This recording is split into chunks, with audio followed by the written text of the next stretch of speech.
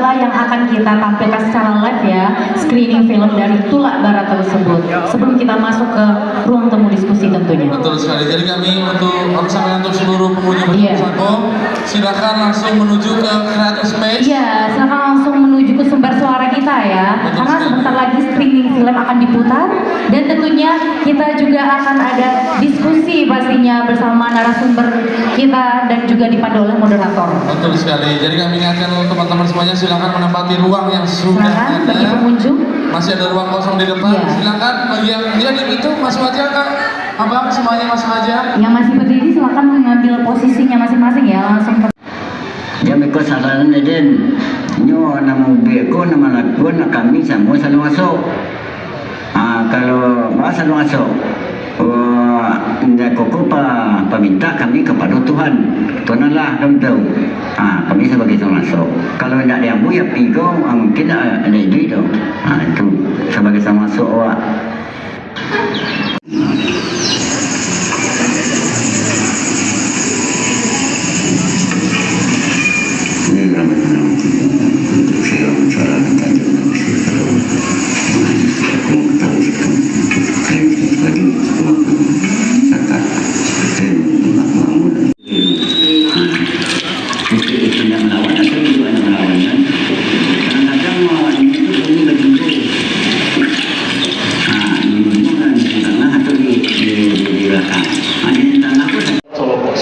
Oke, sekali lagi boleh saya minta tepuk tangan untuk Bang Ayu karena tadi filmnya sudah diputar itu keren banget.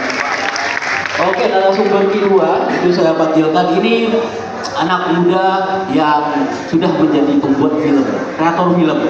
Saya panggilkan Dika Rizky Sandi. Boleh langsung ke depan Dika, tepuk tangannya dulu dong untuk Dika. Dika ini sudah menghasilkan film pendek antara lain Elo Puke, A Gift, Lautan Lara, Lanita, dan yang paling baru itu A Star Is F-Word Born, yang mana itu filmnya ditampilkan di salah satu streaming, logonya V ya. Itu untuk Road to Jakarta Film Week ya, kalau saya nggak salah ya.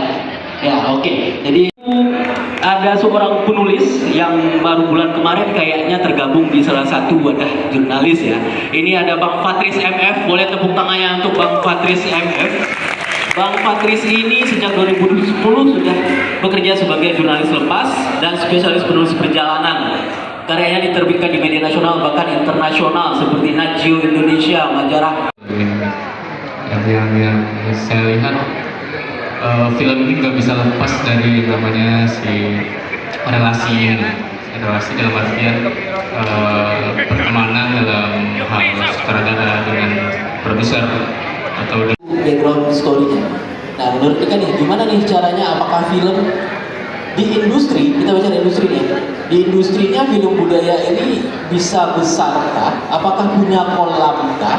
Atau ternyata butuh upaya berdarah-darah dulu dari para sineas sampai nanti menemukan jalannya atau malah mati? Nah, jadi kayak gimana nih? Film sebagai siasat bangsa budaya di industri. Nah, gimana nih?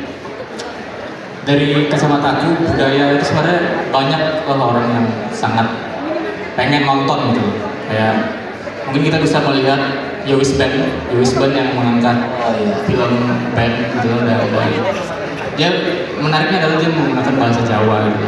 Nah dari sana mungkin kayak mereka tembus 4 juta penonton di bioskop, yang mungkin kita filmmaker nggak apa ya, nggak expect bisa sebanyak itu gitu.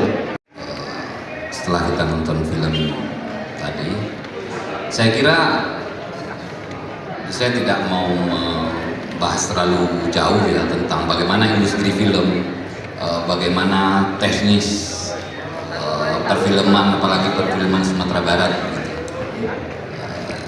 Yang ya kayaknya ya segitu-gitu aja gitu. Dan sesuai tema sekarang, merawat bumi, merawat budaya gitu.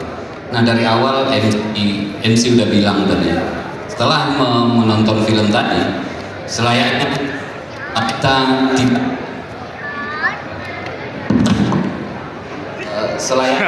meyakini film ini, dibacain MC. Nah saya agak bertanya juga, yang Anda tidak boleh meyakini dari film ini apa? Ya, secara ini masyarakat, bahasanya masyarakat pesisiran ya, ini tahu. jauh sebelum ya internet ya, jauh ke belakang, ada itu mencari daratan yang tersisa.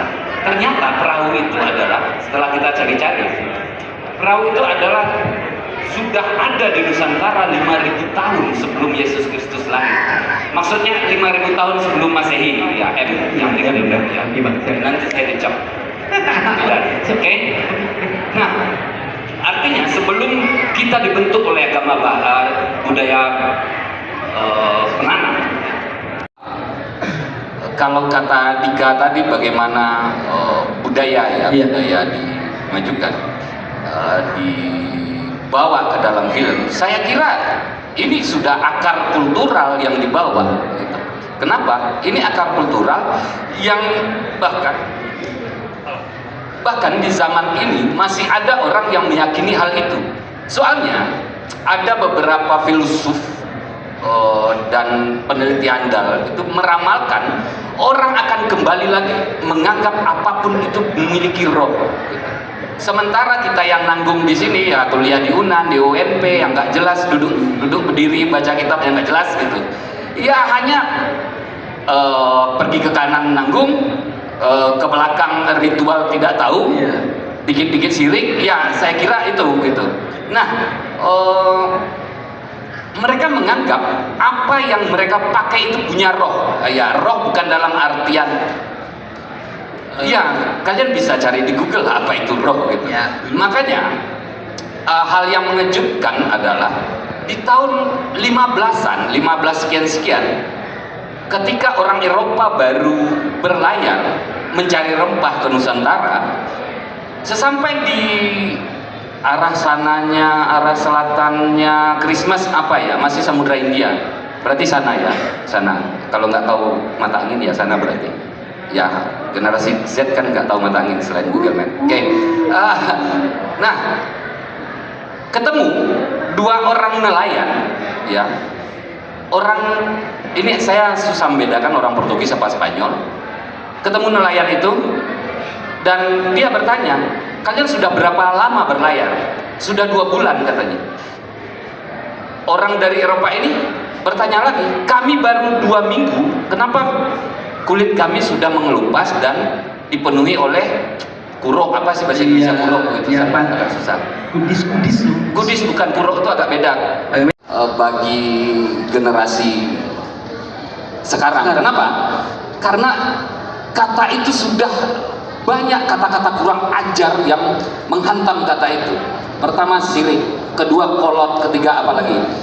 Padahal ya, yang kita makan sekarang, cara kita berbaju, cara kita bersalaman, itu barisan dari moyang ribuan tahun gitu.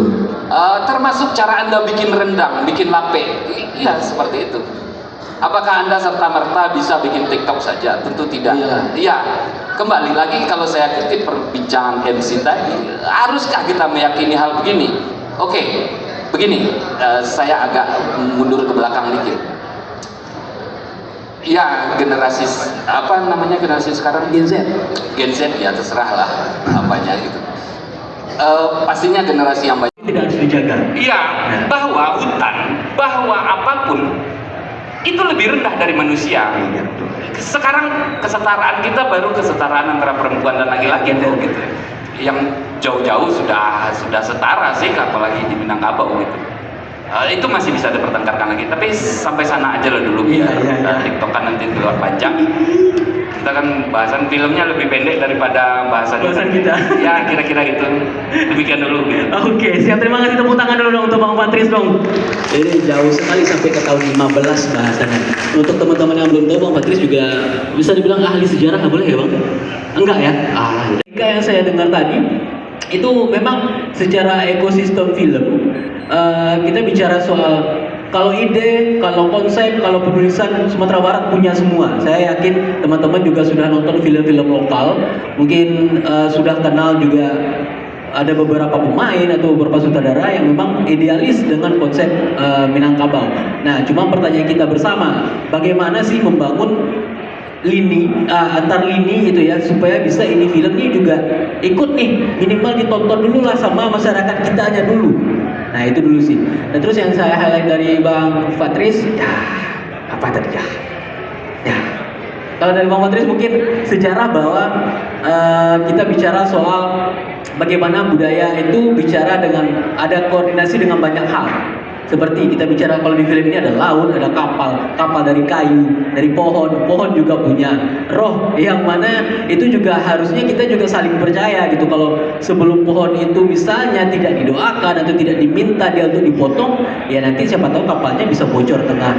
Jangankan di tengah, baru di pinggir aja udah bocor ya. Mungkin ada seperti itu kepercayaannya yang dari dulunya. Oke, setelah itu mungkin saya mau langsung aja lah ya Bang ya. Kita mau tanya jawab aja. Mungkin kalau ada bapak-bapak, ibu-ibu, kawan-kawan, aduh Om langsung angkat tangan Om. Dulu membuat perahu itu adalah dari kayu yang dimohon dia untuk ditebang. Ya. Oke. Yang bahasa sekarang diritualkan. Ya. Ya barangkali Anda banyak galau karena Anda kekosongan ritual. Iya, kekosongan spiritual ya. Ya. Nah, ditebang. Nah, semua kalau ia puncak coding itu harusnya di zaman ini, berarti coding itu juga punya roh. Buktinya apa? Satu Anda bikin coding, satu kabupaten bisa mati lampu loh. Lihat, New York itu bisa mati lampu hanya dalam 2 detik coding. Iya tidak? Nah, oke. Kalau terlalu jauh, mohon ralat saja. Oke. Nah, di film ini juga Setelah itu kenapa bisa 10 juta penonton gitu loh. Nah itu loh, karena generasiku saat ini, generasi Z gitu loh, mereka ya 24/7 melihat handphone gitu, 24/7 melihat TikTok, 24/7 melihat Twitter gitu. Dan mungkin itu salah satu cara pendekatan budaya mungkin ya. Berarti lebih menggunakan promosi digital. Promosi digital salah satunya.